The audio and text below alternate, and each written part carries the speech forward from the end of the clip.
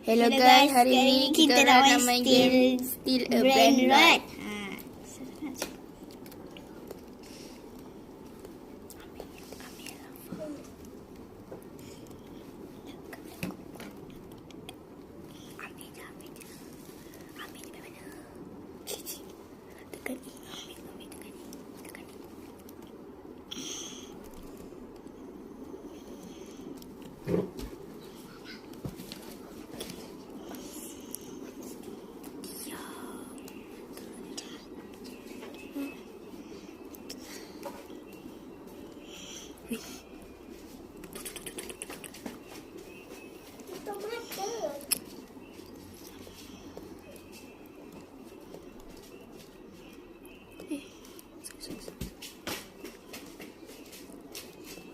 Ambil yang duduk depan. Ya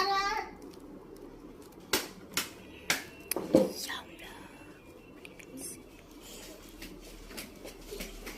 Bawa pistol.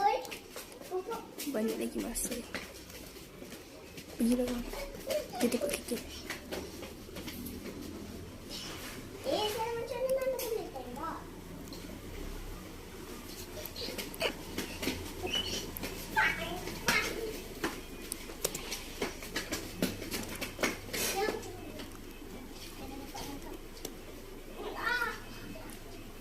Tunggu. Tengok masa tu lah kau ni. Dah, pergi tu. Pergi kat tempat kau.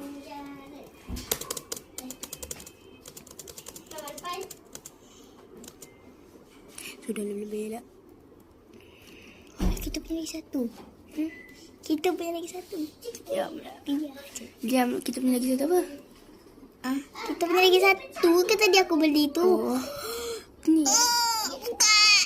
Dah hilang. Lantak lah. Jom kita ambil ni. Ambil apa? Alah, ambil tu tahu je dah. Jom. Beli. Original lah.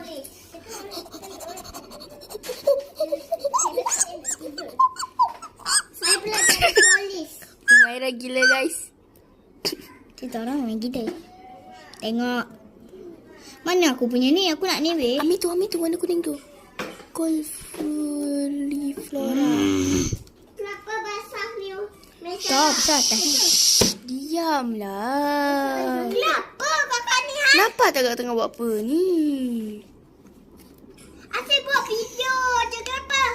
Tak nak duit? Tak nak. Okay. Pergilah tutup. Saya nak beli 3 lembar tu. Dia besar apa nak buat video? Orang besar dah buat video.